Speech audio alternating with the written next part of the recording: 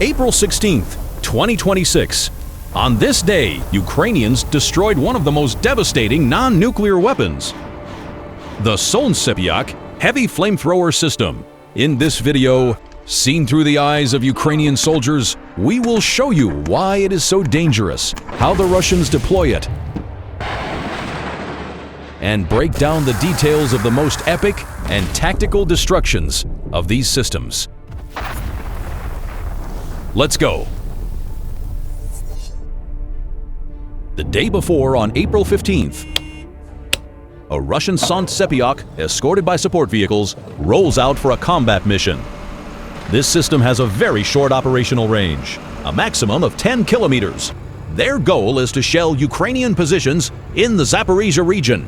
As soon as the Solntsepek reaches striking distance, it fires a full salvo of 24 rockets. This happens in a matter of minutes. The rockets reach their target at lightning speed, and here is the result. Zero precision, only pure devastation. The next day, this cruise plan remains the same. But this time, the Ukrainians were waiting. The pilots of the Magyar birds fly deep behind enemy lines and spot the exact same Solntsepek. Here it is, right in the center. And here are two support vehicles, one in front and one in the back. Reconnaissance transmits the coordinates to the command post. Combat drones from two separate units immediately fly out to attack Nemesis and the Magyar birds. By this time, the Solntsepek has already arrived at its firing position. It has stopped and began preparations. The electronic warfare systems on the Russian vehicle are working at full capacity, but look at how crystal clear the picture from the Ukrainian drone is. The pilots are using shifted custom video transmission frequencies. The Russian jammers are literally hitting the void.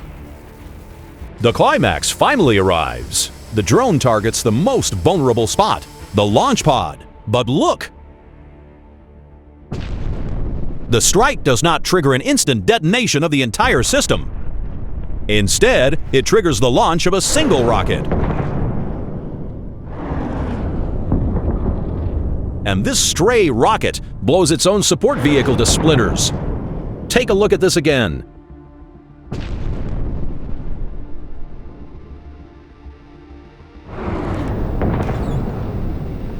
Another recon drone filmed this from a different angle.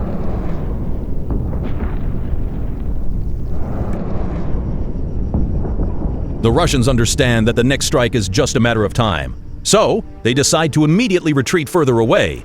But the Solntsepek is a heavy 46-ton vehicle, and you can't just easily outrun an FPV drone. The Magyar bird's pilot catches up to the target, but the heavy armor withstands the strike. But a drone from the Nemesis unit joins the operation. And we see a direct hit. This strike brings the Solntsepek to a halt.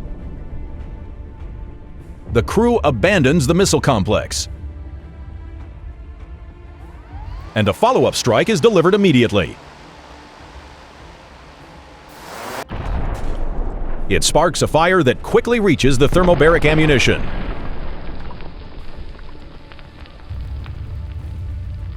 Temperatures of 3,000 degrees leave the armored vehicle absolutely no chance. 15 million traded for a few $500 drones. Incredible work!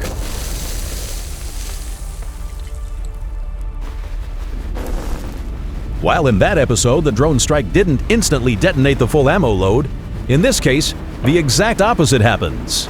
Reconnaissance spots a fully loaded Solntsepek rolling out on a combat mission. A Ukrainian drone approaches it. And look closely at where the pilot strikes. This is exactly what triggers such a massive secondary explosion. Take a look at this again.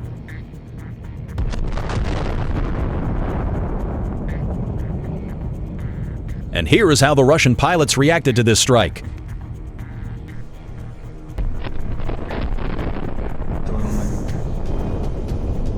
Not far from the scene, there were Russian soldiers who also managed to film the aftermath of the strike.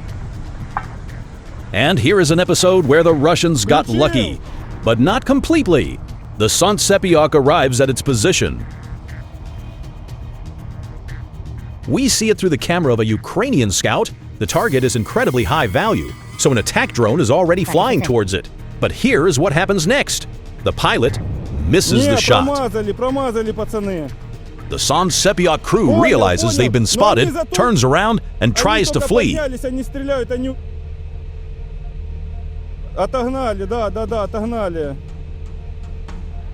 But it turns out that another drone was already flying towards them. It strikes precisely into the launcher. An explosion of incredible power leaves nothing behind. Look, there is absolutely nothing left. But what happens if the Solntsepek is allowed to carry out an attack? And what's even worse, what if you get caught under its fire? This happened near Javelin. We see what is happening through the eyes of a Ukrainian infantryman. They are hunkered down in a well-fortified trench. The Solntsepek opens fire. Its rockets land just a few dozen meters from this spot.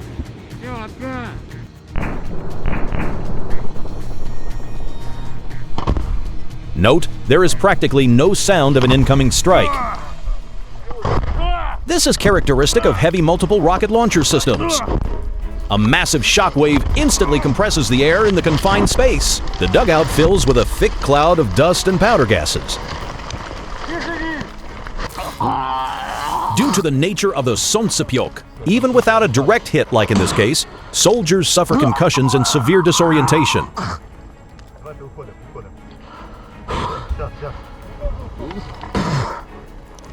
The first seconds after the strike are pure shock. The fighters check on each other. Stop!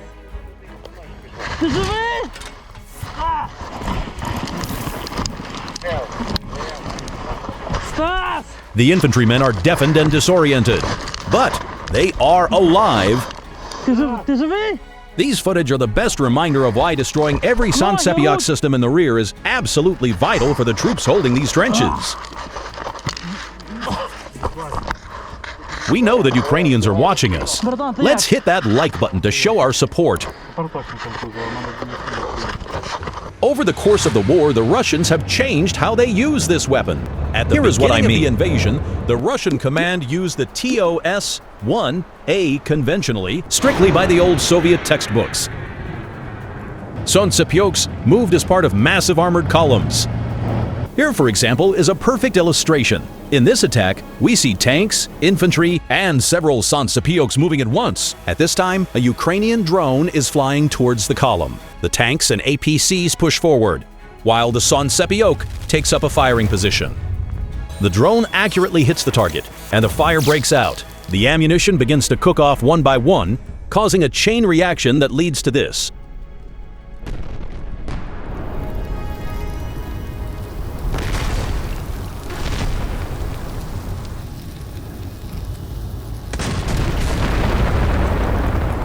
Clouds of smoke 100 meters high can be seen from miles away. And here is a case where a Javelin was put to use. A Ukrainian soldier prepares to fire. Two Solntsepeks are approaching them at once. Suspecting nothing, they stop just a few kilometers from the Ukrainian positions. The first Javelin missile flies out.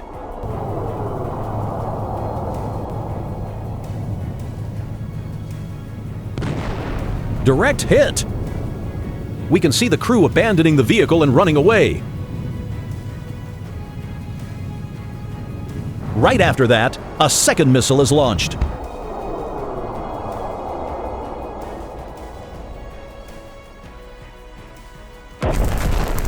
Two Solntsepeks are burning in their own fire at the same time.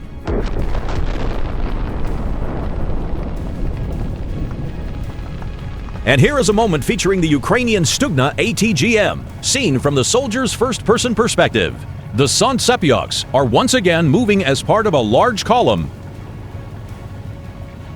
The Ukrainian troops set up the ATGM on a hill, preparing for a strike. The missile is launched. Through the Stupness screen, we watch the missile reach its target. The emotions of the soldiers are indescribable, but that's not all. The next missile is fired straight into the second Solntsepek. The target catches fire, and a massive explosion occurs just a few seconds later.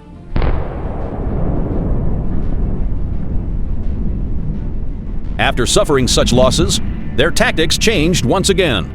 The Russians began using the Solntsepek purely to support infantry assaults. It would quickly fire a full pod of thermobaric rockets at urban areas or trenches, burning down entire blocks.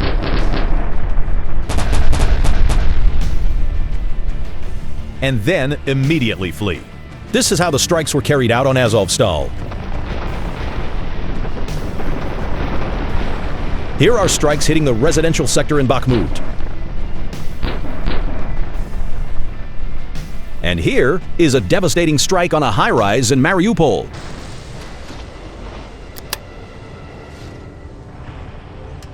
But after some time, the Ukrainians received HIMARS and counter-battery radars. Here, reconnaissance from the Shadow unit spots a Solntsepek while it's carrying out a mission. And a brilliant decision is made. A drone tracks the Russian system right back to its hangar.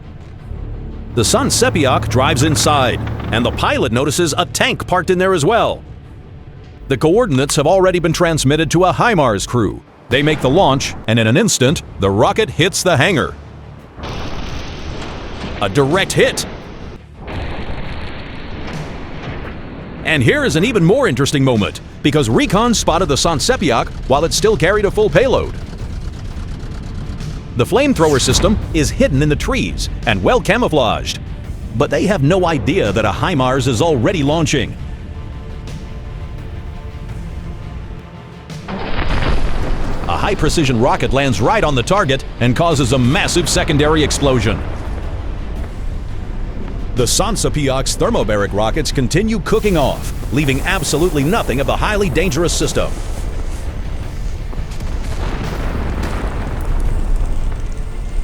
Here, there was an attempt to hide the flamethrower system deep inside the forest. Look, the scout was able to spot just a tiny piece of the Russian system in such a hard-to-see location.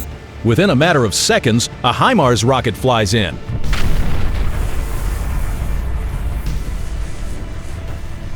The Solntsepek is torn to pieces, leaving only burning grass and trees behind. And here is another case that leads to an explosion of this sheer magnitude. All because the HIMARS caught the Solntsepek right during reloading, surrounded by a stockpile of rockets.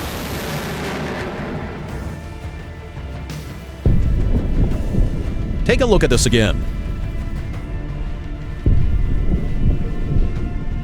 After HIMARS, the main threat to a system with such a short range naturally became cheap attack drones. Here is a prime example, the Shadow unit once again. But instead of an expensive HIMARS rocket, a $500 drone flies into the attack, and here is the result.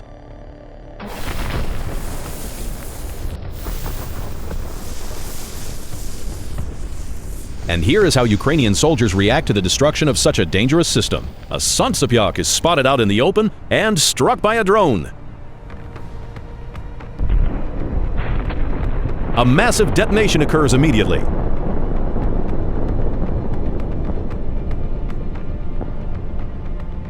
The Ukrainians watch it all unfold from the camera of a recon drone. Look at this.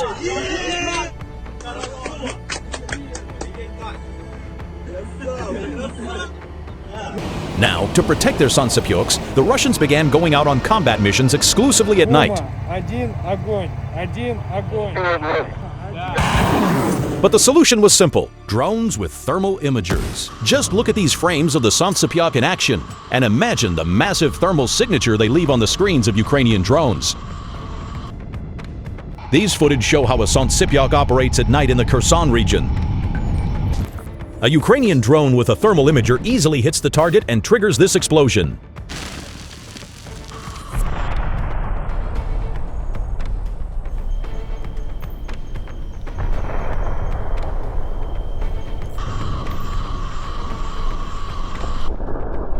crews no longer stand still for 12 seconds to fire all 24 rockets. That is way too long. The paradox of the modern Solntsepek is that its main weapon is also its biggest unmasking factor. The flashes from launching 220mm thermobaric rockets are so massive that they are picked up by observation drones from tens of kilometers away. In 2026, operating at TOS-1A is almost always a one-way ticket. Ukrainian aerial reconnaissance controls the sky so tightly that hiding a slow 46-ton vehicle after a salvo is practically impossible. The Russian Solntsepek is a dinosaur that couldn't survive evolution. A system created to instill terror has itself become a victim of constant fear. Over 4 years of war, they have gone from audacious daytime marches to cowardly nighttime sorties. And in 2026, even powerful EW and armored escorts cannot save this $15 million vehicle from a Ukrainian drone that costs half as much as a smartphone.